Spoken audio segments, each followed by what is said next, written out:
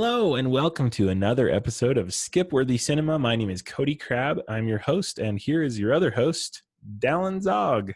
Hey everyone, hope you're doing well, staying safe, and finding ways to entertain yourself. Yeah, thanks for being patient with us while we're making these videos during quarantine. We'll probably continue doing them probably a little less often once quarantine's over. But in the meantime, we appreciate it. This isn't what you were used to if you subscribe to this channel, so we appreciate your patience. And if you're listening on audio, make sure to go check out our YouTube channel. It's SideQuest Guys on YouTube. You'll find us. We're going to come back with some awesome content once things calm down. We have a few ideas already brewing, and we can't wait. It's going to be really fun. Yeah, thank you guys for being patient. Not only have we been dealing with, a global pandemic, but Cody's wife also had spinal surgery. Yeah, she has surgery. So, but she's doing okay. She's still spunky and sassy, and she's got some fun input in there. Yeah, and she's recovering now. Really, she'll feel better than ever. So, Amanda, if you're listening to this, love you. Glad you're getting better. But yeah, let's dive right into it. We got a really special episode for you this week because this is the first movie I hadn't actually heard of before we started. Yeah, and there's a reason why. All right, I will let Dallin introduce this movie and give you a quick synopsis so we can get on with it. Honestly, all I want to say is we've got a bunch of the creepiest Furbys ever. So we got the creepiest Furbys together, and humans have them as pets. The end. That's literally what I want to say. But to make it a little more technical, it's extraterrestrials, or ET, who landed in a desert Arizona town, devise a plan to kidnap the town's children and keep them as pets, using alien creatures disguised as Earth animals. They set about buying an old pet shop to use as a cover. So aliens come to Earth, take a pet shop in the middle of Arizona, and want to take kids as pets, and so they have to disguise creatures, I guess, from their planet as real pets. So that's about it. That's literally it. Now, I did actually think that in some ways this movie actually was, because this is a comedy. This was supposed to be a comedy. So yeah, I do think that they were kind of self-aware with some of the things, but I would say 99% of what's in this movie, they had no clue how ridiculous it sounded. So we have plenty to talk about. Yeah, we do. I can't wait. All right, so let's just dive right in. So when we fade in the beginning, something important to point out is the main plot of the story is not something Dallin just said. That's just kind of the premise. Right. The plot actually starts in there's a family that's in witness protection, right? And so they're moving to a rural town in the middle of nowhere called Cactus Flats. It kind of made me think of Radiator Springs. Radiator Springs armpit. Like, that's how bad this town is. So I will say this. Obviously, I'm sure you noticed this as well. Why is everything something shop? Right? Hey, I was going to say, for this town, like, I understand they're trying to make it look like the most dull, boring town ever. But literally, every town in the world has, a title, like an Arby's, a name, something to it. This literally is barber shop, pet shop, shoe shop, dress shop. There were so many. Like it didn't say restaurant shop, but yeah, they were all like something shop. Every single thing. Actually, you never find a restaurant. They never show a restaurant through this whole thing. That's true. When they're like, "Where's the restaurants?" and you never see one. Like, at one point, someone goes into it, looks kind of like a cafe, but it could be mistaken for like a little bar. But like, I don't know, but like, literally, it's you think of a store. It's nothing special. No Walmarts, no Targets, just something shop. And I'm like, come on, guys. But like, it literally looked like a town that, like, I don't remember if you went to in elementary school when everyone like sets up their like little towns and everyone goes tries samples things in elementary school. That's literally what this town looked like. It kind of looked to me like an Old West set. And they just put like stuff over it. You know what I mean? That wasn't finished. Yeah. And another thing too about this town, they tried to make it look really dull, but they went so far that I think they were trying like to be symbolic or something. Yeah. Because like everyone was wearing beige, like everyone was like in really boring colors, except the main characters were in bright colors. They all had the same car. They all were beige. Well, even the dad even points out at one point, he's like, everything's so beige. Yeah. What the heck was that? And then the guy who's talking to, he's like, well, and he's like, yeah, because we're kind of, and he's like wearing this bright red shirt, and he's like, loud. I did, and then the guy at the restaurant or bar or whatever, Whatever he it is. kind of implied that like, oh yeah, everyone's in witness protection here. Like, did you get that too? Like, it kind of sounded like he was saying like, oh yeah, we're all in witness protection. Well, yeah, the random dad is just talking to this guy, and this guy's like, who did you tattle on? And you know, that's what happens when you're in the program. You boring place, boring life. And he's just like, did I say something? Yeah, how the heck did he know that? I don't. Okay, so that's just part of it. So they're in the witness protection program. Little girl and her older brother move with their parents to this really small town, Cactus Flats. They have a boring house and a boring life, and we find out that the girl had to leave her dog behind for reasons that I do not understand. Like, is that a rule that you have to leave your pets behind? That seems a little weird. I don't know how things work in witness protection, but yeah, I can't imagine that being too much of a problem, having a dog.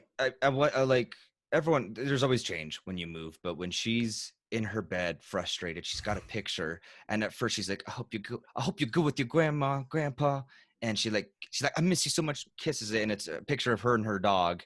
And you think it's like a boy, but it's at first it's like, oh, it's a boyfriend or whatever, but it's like, no. So she's already like, I did appreciate the setup. Like, we had a reason that she was like excited, and then her parents started to feel bad because they lived in a small town or whatever, but they were still very mad about this dog for some reason. They just did not want it to happen. They just didn't want a pet. And I guess later on you find out it's because I guess leaving the dog behind just killed the daughter, and so this crazy mom just didn't want her daughter to have another pet to potentially lose it again and have a heartache. So okay. So this all was great so far. Lots of things going on. Very non-subtle symbolism on the pet shop of on the sign, the P had fallen off. So it's like ET shop, obviously. Ridiculous. Oh my gosh, I did not even catch that. Come on, you didn't realize that? Okay, I'm just already telling you, I fell asleep during this movie at one point. Granted, I had just gotten off work. So the problem is whenever we watch these movies and then have to film, it's always after work. So I'm always tired anyways when I'm watching. But like at one point it just hit me. I'm like, I fell asleep at the end. Well, I don't blame you. This is not exactly the most entertaining movie. But okay. So we didn't even talk about the freaking aliens yet, we just need to get to this. Well, the very beginning is it showed the regular pet shop guy. Yeah, and cooking his beans on a hot plate. Cooking his beans he just had beans, and he was letting all these dogs and whatever out, just like super generic old guy. He's like, oh, I'm forgetful of everything. Like his kid showed up. He's like, did you get the turtles yet? And he's like, oh, I forgot to order them. I'm forgetting everything nowadays. And so he's just sitting there eating his beans, and he turns on the radio and listening to things. And some of the dogs start barking. And I think this is my favorite thing is the guy literally is just like, you guys, I told you not to interrupt me while I'm eating. And it's like, oh yeah, they understand that. They're freaking dogs. They're freaking dogs. But yeah, and then like you see this little super, it was 1993. We didn't have the best CG. 95. Okay, that's a terrible excuse because Jurassic Park came out before this movie. Well, it also didn't have the funding of Jurassic Park. I'm just saying, you can't give the time. The time had the right CGI. Well, it looks like a PBS Kids B average little gloop just going all over. I was gonna say this looked like the Disney Channel original movie with the least amount of funding. Like it looked like bad Hocus Pocus, which is already not great. Right. Hi, I'm Dallin from Skipworthy Cinema, and you're watching Sideways, guys. But they covered the pet shop, and they come from like the back door or like the closet of the pet shop. There are these two like kind of middle-aged people in like cowboy outfits with really, really big cowboy hats, which will come back into play later. Super loud outfits. Picture like Marty from like Back to the Future. That's exactly what I was gonna say. Yeah. Like, you know, when he's wearing this super colorful cowboy outfit, it's exactly like that. And they're just like, hey sir, do you want to sell us your pet shop for the suitcase full of a generic amount of money in the middle of the night? And he's like, well, like I'd be dumb to say no to that. After he goes, and he like face plants on it and hugs it, and he's just like happy. And he's like, yes. And then like he's out that same day, like he just walks out of his store. Yeah, and then no one heard of him ever again. Yeah, that's the last time you see him. And then there's a massive sale at the pet shop where everyone, for some reason, everyone in the entire town is there. Like, what the heck is that? Cody, do you want to demonstrate how these aliens talk to each other? Oh my gosh, like, I don't even remember exactly how it was, but it was just something like, yeah, it's like, well, by golly gee. Amanda and I were laughing so hard at that. We were just like, what is going on? I picture like the aliens from Signs, like super, just like it's like old people, like with their. It was like scary aliens mixed with non-scary aliens. Like think of the aliens from Galaxy Quest. Like the weird, we need your help. It was like those guys, kind of. But anyway, so these aliens basically now they own the pet shop. They're always wearing their cowboy hats and their outfits. And okay, this is where it gets weird. So then we assemble a gang. There's like 4 kids that are all kind of the same age, around the same age as this little girl that lost her dog, and now they're like they're friends now. Even though they just kind of randomly ran into each other. Well, there's one boy that introduced himself to the girl right. that just moved in, and because he's like, oh, she's hot. She's got the most forced but great Brooklyn accent ever. And it came and went so much. So she was like literally like even the rest of the family was kind of a little subtle Brooklyn accent. But hers was really like I'm not from the East Coast. I'm from the East Coast, but she was ready to fight someone. What do you know about New York? What do you know about New York? Yeah, like, exactly. But like, props to her. She's probably like what 10 in this weird. I don't know. Yeah. Props to her. She's not an actor anymore. She's a dancer. I guess. Yeah. I looked up. I don't think any of them decided to act. One of them's like an IT guy, like the one that had the weird Furby thing. Oh, with the glasses. I was gonna say, can I just say how great it is that the chubby guy's his real name is Cody Berger? Did you know he's in Heavyweights? No, I did not know that. Yeah, I just watched that recently, and he's in Heavyweights. Anyway, so we got the gang together. So then the creepy owners of the shop are like, hey, we'll give you some pets for free. Just come here after dark and don't bring anybody with you. It's like super creepy. Don't tell anyone about. And the guy, little deal. This is weird. The kid acts like he's all creeped out, and then he just goes like at night. Like, why did you go there if you were creeped out?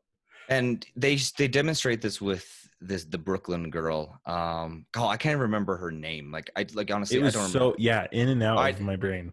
Yeah, sorry guys, I know we're so bad, but like I have to look it up because it's gonna bother me. Is it? Because like I'm looking at the cast and it's not even giving the names of the characters. It literally is just giving the names of the people themselves. So I can't tell you. But like apparently the cowboy and cowgirl ET people, they have these little buttons and they're like analyzing all the kids that were in the pet shop during the big sale, and apparently they're broadcasting it to their home planet, and then they're getting bids on these people. And so this Brooklyn girl got like 3.6 gillion or something big number, and we never find out why. And they dance so go to score.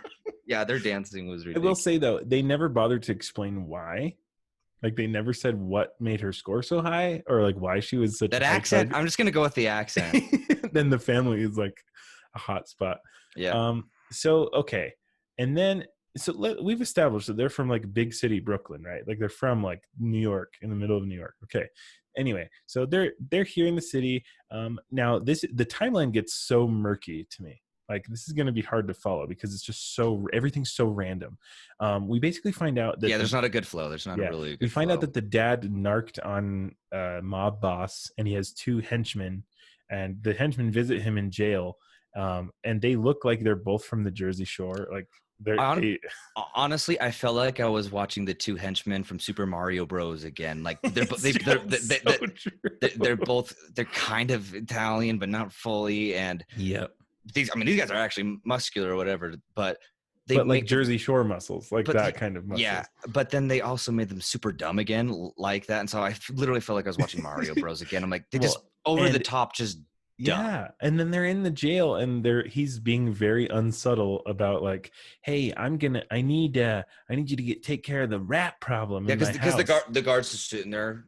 And And he's just like, you got the rats. He's like, and oh he's yeah, well, like, there's a dad rat and a mom rat and 2 little kitty rats. He's like, and the guard's like, yep, sounds normal, sounds yeah. totally fine and non-suspicious. Okay, we're not even bringing up the fact that the mob boss walked in with a literal ball and chain. You know what? Now that you say that, that's really weird. That didn't even occur to me. Yeah, it's not like, you know, if you come in with your handcuffs, ball and chain. Like picture Aladdin at the bottom of the ocean, ball and chain. That's how he's walking. Clearly you could tell it's plastic, but It's even worse. If you can't make it look real, why would you even bother doing that? Why do yeah, you have a guard? Okay, so he basically says, "Go get him," and they just go directly to him for somehow. No, they know exactly where he is. they I never don't know. explained how they found out where he was Yeah. because they had said it's a big house. We don't know where to start. We don't know how they started. We Let don't me know how go they got the directly. information. Let me go directly to exactly where he is. Yeah, Crazy. that was one really I found to be unnecessary side plot because it really wasn't handled They tastefully. didn't even do anything with him. Like it was supporting the fact that they're in witness protection, of course, but like if you took out those, if you let them know they're in witness protection and you never Like that was just why they moved. you never showed the boss or those 2 goons, you literally save yourself maybe 2 minutes of screen time. You don't miss out on anything else. So Yeah. it's just kind of a messy side plot. I did think they were going to go some other direction with it. Like I thought that the aliens and them were going to have some kind of something, like, I don't know. I just thought it was going to resolve itself a little better for some reason. But yeah, you're absolutely right. It had nothing to do with anything. It shows them driving 3 times and it adds no value other than just seeing 2 guys be dumb. Like, and they have a freaking, I feel like the director just was trying to add every Easter egg he could possibly add in this movie. Like he had like a big stuffed chicken in the backseat and also like a bucket of KFC for some reason in the backseat of the car. I don't know if you noticed that. Man, you were paying much more attention than I was. Yeah. So anyway, so we can just forget about the mob boss guys. Like they barely do anything. So literally, it's just to show like, oh, this family, who knows what can ever happen, you know, be on your toes. And so anytime the daughter leaves, which is normally to the pet shop, the mom freaks out. Oh, my baby's gone. The second she leaves the house. And then she doesn't go, I'm going to check where she was last time. She's like, oh, call the police. So yeah, it just, oh, my baby's gone. It was a planned attack. Yeah. So okay. So they get all the pets. Yeah, they get all these pets, that like a bunny and a lizard and like a puppy and whatever else, and a turtle. That was what it was. And then they all just randomly transform. And they just go home. And then so then they go home, and they find out, whoa, there's special secondary animals. They're aliens. If Dallin will scoot over for a second, you'll actually see in his background, those are some of the pets. And it was just, yeah, my favorite was the mutant Furby on Dallin's left side there, the orange one. It is just horrific. It's just a lot. And okay, so basically they all transform. They find out that they have these weird They're creepy. pets. Can I just they're so creepy. They had like human, like giving exasperations and noises. Yeah. And like they were super goofy, and anytime, like especially that little turtle one, anytime he's like yeah, it's just like it was creepy. It was weird because they didn't make any attempt to make them kind of like similar species or like anything like that. They were like Gremlin. I was thinking Gremlins. This is like, this should have been more like Gremlins, where they all kind of were similar and they had similar qualities and stuff. But it was just all random weird creatures. But clearly they know each other and they're all from the same planet or whatever. But yeah, there's no similarities at all. Okay, so then this, and I can't believe I'm saying this. This is where it starts to get really weird. So we find out that because there is an intergalactic law, the aliens need to deposit a certain number of creatures on a planet so that they can abduct an equal number of creatures from that same planet. Which why would you give the pets to the kids that you wanted to abduct? Because surely you would just throw Shirley, some I am animals on the serious. ground. Shirley, But I that's am like, serious. And don't call me Shirley. why wouldn't you just release the animals from your ship and then take the kids? If that was the law. Plot convenience. No, literally. Yeah. I'm gonna ask you another thing too. So in the IMDb description, it says that they wanted to abduct the kids to eat them, but in the movie, they never mentioned eating them. They mentioned having them be their pets. No, devise a plan to use the children's to get the town's children and keep them as pets. That's in the there's another part in IMDb where it says they wanted to eat them. And I was so confused because I was waiting for them to like mention that. IMDb doesn't even understand this movie. That's how messy it is. But if they never do show eating, it was all about selling these kids to their aliens on another planet, which Brooklyn girls got like 3.6 trillion or gillion or whatever it was. Oh my gosh. Oh boy. We could literally talk about this for so long. I will say, so they've got the pets. They find out that each other have magic alien pets. We didn't even talk about the weird girl that designs all of her own clothes that are all super ugly. I could not which stand has her the voice. most annoying voice. Yeah, I was gonna say I couldn't stand her freaking voice. Do a quick impression for us, Dylan. I can't even remember. I fell asleep. It's like this. It's like, and I would. You're from the East Coast. I could be doing my fashion show already now, but my mom said to get through grade school at least. It's so bad. It's just like Sabrina Wieners. Yeah, that was actually who she was. Yeah, she. So this is my problem with this movie is I feel like this is one of those things where I feel like they just couldn't figure out what direction to go. They clearly wanted to use the pets. They clearly wanted to figure out a way to utilize them, but then like they couldn't make it work in a way that. Okay, so here's an example. So the pets started to like be tired, right? And all the friends were like, "Oh, they're probably hungry." And then they do the most like somehow like they're hungry, and then it shows the kids an aerial shot of all the kids, all in chef's hats, and they're literally just throwing ingredients in the air. All of it's like just throw. Like, it was the most bizarre scene. Came out of nowhere. They didn't go anywhere. They just were there on like a set. Yeah, the music is like of a circus. They're literally just throwing ingredients in the air. I don't remember what the music sounded like, but it gave me the vibe of that. You know that Benny Hill. Yeah. It's like that. Yeah. So literally, you don't see them making anything. They're literally throwing ingredients and messing We're going to around. share that scene on Facebook because it is just so bizarre. And it looks like they're not making anything. It looks like they're having a food fight. And then at the end of the scene, They have the most gourmet food ever. it looks like they went to a 5-star restaurant. But like literally, it's one of those moments where like you go to someone that is not very photogenic. You go to them and say, "Smile." So literally, they all come up and like. Hey, and I'm also going to point something out. Where was that kitchen? Was that someo's house? Because they never said. Yeah, they were at the boy's house. The boy that introduced himself to the Brooklyn girl. It's his house. Remember, she's like, "Hey, how about we all meet at your house?" The turtle one. Oh, and by the way, the Brooklyn girl's got a brother who's getting ready for college, and in order to get to the friend's house, the boy shows the Brooklyn girl. I'm sorry, I wish I had names, but it doesn't really matter. I know. You're not going to remember. Why should we? So the kid gives the Brooklyn girl a picture of her sister, who apparently is crazy, of his sister. And he's like, show this to your brother. That way he'll be.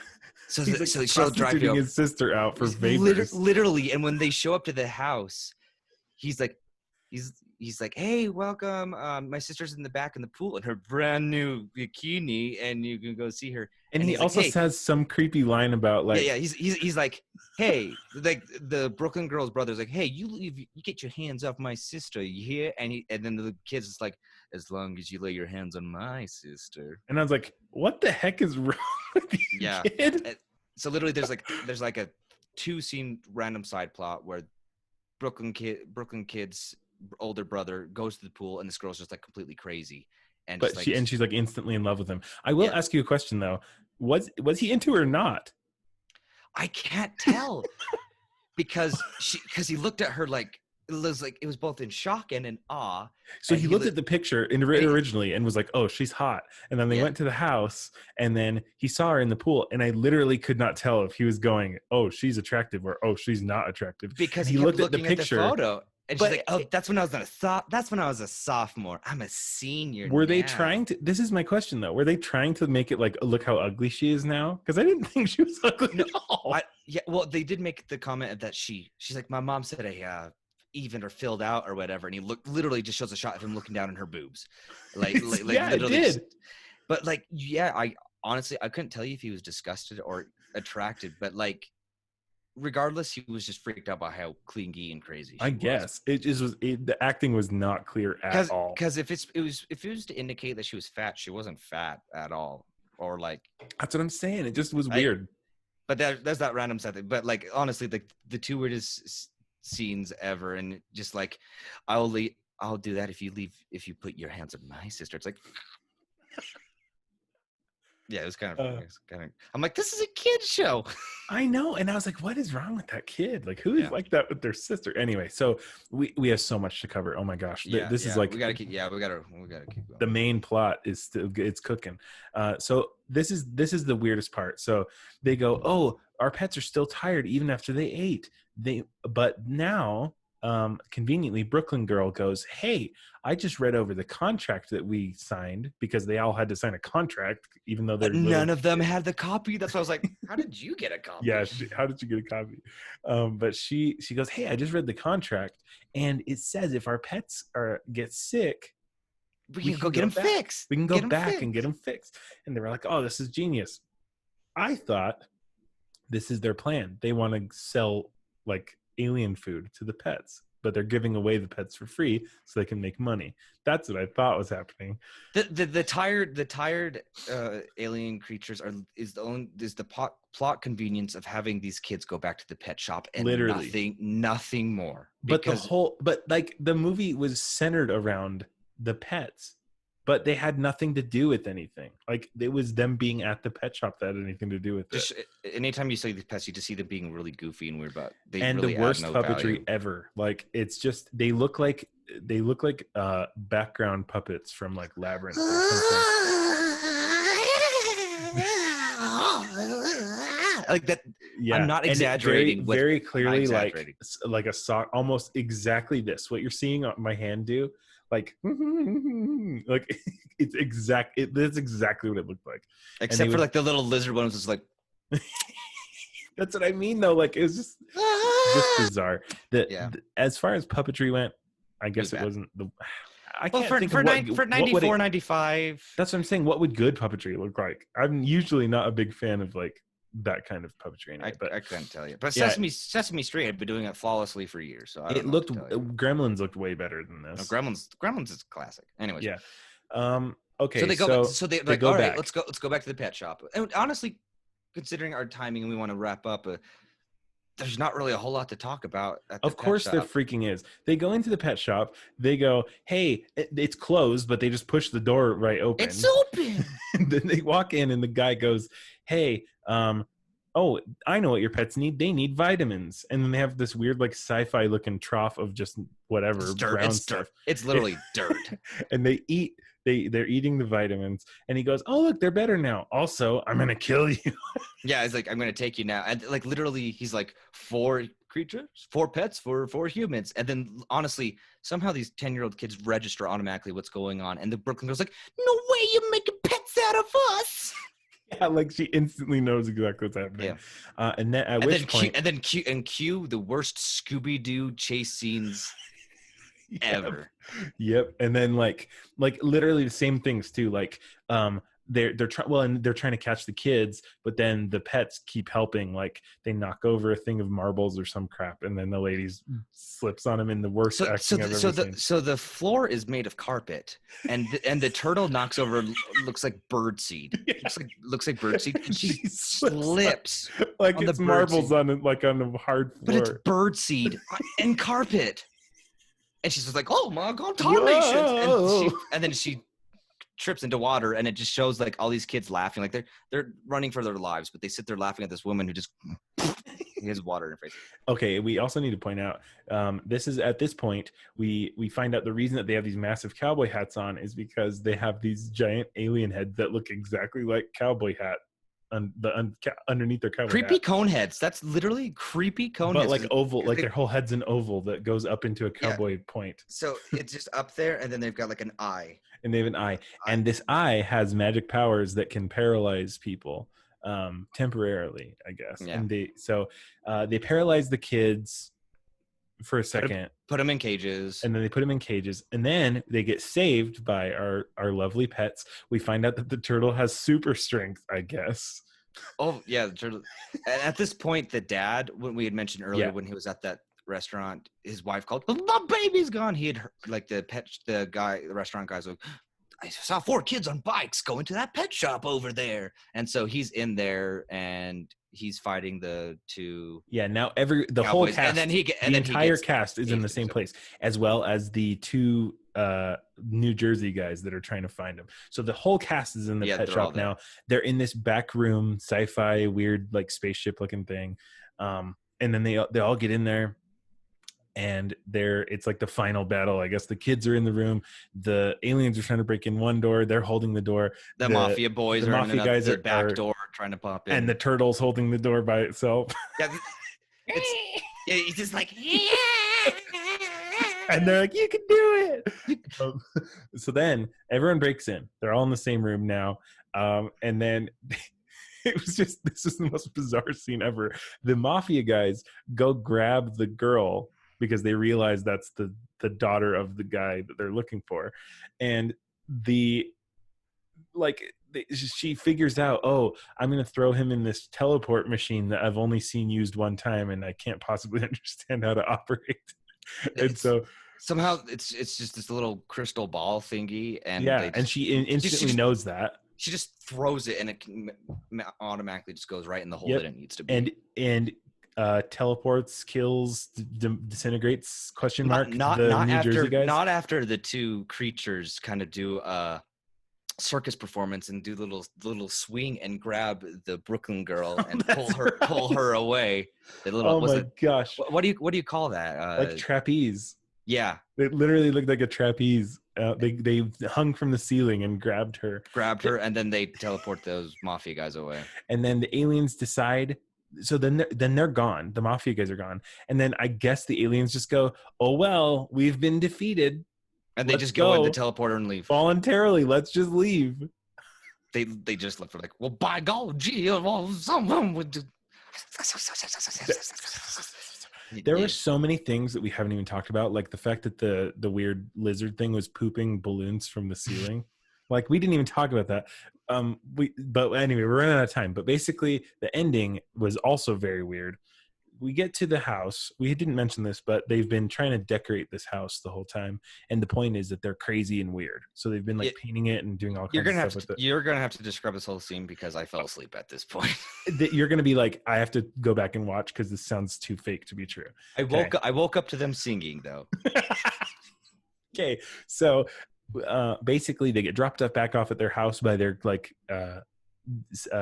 witness protection caseworker guy. And he's like, all right, well, it looks okay now. And all the family knows that this is an alien. They've all seen it, and they've seen that it's changing from back and forth from the dog. Right. And then they're all like, okay, well, looks pretty crazy. Looks like there's aliens, I guess. The dad's like, oh, well. And then he goes inside and he's like, okay, that's just a thing now. And then the caseworker guy's like, talking to the dad, and he's like, okay, so do you think we need to move again because they found us? And he's like, nah, you'll be fine. And I don't know why he thinks that, because it's like they instantly got found moving to this place. They easily have the loudest, most ridiculous house in the neighborhood, and there's just no way that they won't be found. So I was just now there's alien creatures roaming about that townspeople have seen. Yeah, that's true. Townspeople had seen, and they will report about it. So okay, so then we'll be fine. They go in the house. The girl is like, "Oh no, what about your vitamins? If you get hungry, dog, like what will happen? Because you got tired last time, right?" And then the dog instantly looks down and goes, oh, and starts eating dirt. Okay. And the girl goes, wait a minute. That looks kind of like the vitamins. Are you trying to tell me that that's the vitamins are just the same as dirt? It tastes like your vitamins? You can eat the dirt and it's like your vitamins? And the puppet's like, and she's like, I guess that's fine then. And they go inside, but make sure you turn into a puppy because my family doesn't know. And I'm like, they definitely know. But they already know. Okay, and then I have to describe what the ending shot, because this is one of the weirdest shots. I woke up to them singing. Okay, but not just them singing. They've decorated their house with no grass in their front yard. They have their sprinklers on a timer. There's a running joke that the sprinklers they go off 5 minutes every hour, and the brother did it. He set it up that way, and it broke. So it's like shooting sprinklers like geysers all over their yard. They don't have a fence. It's like wagon wheels cut in half, lining their yard, but with no grass. Then they have all these weird like knickknacks and stuff in their yard, including a life-size horse statue next to a life-size pony statue. Then you pan out of their house. All the houses are like brownish and grayish around them. Their house is like bright red and blue. And their freaking garage is painted with the New York City skyline, with the Twin Towers very, very prominently featured on the right side. And I thought, that's not. They'll never be found. They'll never be found. I was like, is that the joke? Oh, and they're singing "Home on the Range" or something at the end. It was really bad. But not only that, did they establish that they were obsessed with like the country or something? Like they have like a horse and wagon wheels and they're singing "Home on the Range," but I'm like, what does that have to do with I don't know, because they were Brooklyn. They're from Brooklyn. Because they were singing weird songs on their way to Arizona in the beginning as well. So I guess. I don't know. I don't know. They just bad singers. We could go on about this movie forever. Dallin, what did you think? Especially comparing it to the ones we've already seen. Well, how do you rate this one? In entertainment factor, in actual good movie factor, like what do you think? There were moments when I actually thought, for these kids, they actually didn't do too bad. Like this movie is just really bad. But there were moments where I'm like, okay, the kids aren't too bad. And then there are moments where like this alien cowboy girl trips over birdseed, and like they're fearing for their lives, and like the fat kid is literally just sitting in the corner going listening to music. He has headphones on for the whole movie. Like it's just like the plot had a lot of they wanted to do too many things, and so just made the plot messy. This easily could have been two different movies. Yeah, and so they didn't know what they wanted to do. The acting was so cheesy and over the top.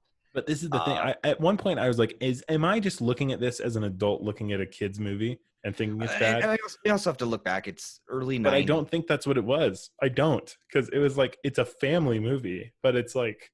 We've all, especially in the 90s, we all had those movies, like those family home entertainment movies for the entire family. You will enjoy it. And like, but like at least those still had some charm. This, I don't know what it wanted to be. It did definitely have that like Disney Channel original movie kind of vibe to me. It did, but with like a TV movie. It felt like a TV movie for sure. It did have that, but granted, I have gone back because of Disney Plus and watched some of those Disney channels. I'm like, oh yeah, it's a little rough. but it looks okay. Side note, like, you know what always scared me as a kid was Smart House. I watched that and I was like, we're freaking living Smart House now. What the heck is this? But overall, like, it's just messy. Super cheesy. I fell asleep. Like, yes, I was tired from work, but yet I fell asleep. This movie is totally. Is this the worst one we've seen yet? My answer is no. No, I still think I seriously thought this could beat Cats. I thought it could. But there were moments where I was just kind of like, maybe I was too distracted by the Brooklyn accent or like how this one ET clearly didn't have the budget behind it. Like Cats had this massive studio budget and stuff. So I don't like the technical aspects, like the cinematography and things like that. Like were okay. But this one was just a mess, and it was just weird, and like it was like they were trying to be symbolic about this place being boring, but the family was all colorful and loud and exciting. But they didn't do a very good job of showing it, and it was just confusing and weird. And I have to give it a little more of a pass too, because it's early '90s, didn't have the budget, and it's a family movie too. It's a family movie, which already looks bad. Yeah, it didn't have the budget. Just it wasn't able to nail any aspects that it was going for. Exactly. But that's a perfect way to put it. It failed, but honestly, just it's not as bad as Cats still. Like I was creeped out by those creatures, but still nowhere near as creeped out from all the cats and heat in human form. I will say this gave us a lot of material. We probably could easily talk for another 30 minutes about this because it was so weird. Like just so many like 1 second shots that were like, wait, what the crap just happened? Like when they were all stacked on like one was holding a chair and the other one was on top of the chair, and like, and then the fat kid's like, well, why do we have to do anything? They look fine to me. It's just like, yeah, I recommend watching this actually because this one was weird. This one was less bad than weird. This one was way more weird. Honestly, you can just watch this with friends and get a hoot because for sure, this is a good one for that. Like I half paid attention, and Cody paid full attention. Didn't? I did. I was dialed in. I paid half attention. I got almost as much as Cody did. So like literally, you could watch this and be like, what the heck is going on? But that's the movie. Literally, it's just random scene, doesn't flow together, doesn't really build off each other very well. Just random scene. Yeah. Creatures, mafia. Hey, go hands on my girl and my sister in the bath in the pool. Like it's just all over the place. So the question is, Dallin, is this movie skip worthy? Yes, it is. Yes, it is. I agree. Very all right. skip worthy. Well, thanks everyone for listening to this episode. I'm very excited about our next episode. It's one that I've been wanting to do since we started. We'll talk about that. If you are listening to this, we will be posting an episode about that movie. So hang on to your hats. You'll see that pop up in your feed. Thanks for sticking with us. If you'd like to suggest any movies, if you have any comments about the movies we've watched or one that we are going to watch, go ahead and send us an email, sidequestguys@gmail.com. Get in touch on social media, send us a DM, something like that, or suggest a movie too. We want to hear what you have to. I hate all of you. Like, honestly, anytime that I was like, oh, it's Thursday, and then I'm like, wait, it's movie day. I always put it off. I always put it off until like the very latest possible. Yeah, now I'm just like I just message Cody all the time. Like I'm not looking forward to this. Like, yeah. When we started the channel, the last thing I think is like, boy, movie day's gonna suck. We just don't look. We had fun filming our regular videos, but these are just like a chore. These are a chore. I'm glad we're doing this, but like this is a chore. It's like, it really is. To watch the movie is a chore. Yeah, if you're listening to this, that means that you're part of the problem. So yeah, but if you watch along with us, then you're sharing the pain. So it's okay. We appreciate you. So get in touch. Don't be afraid to give us your thoughts or give us suggestions, because we want to hear what bad movies you've heard of and which ones you want us to watch. But until then, thanks, Questers. Thanks again, guys. We'll see you later. Peace out.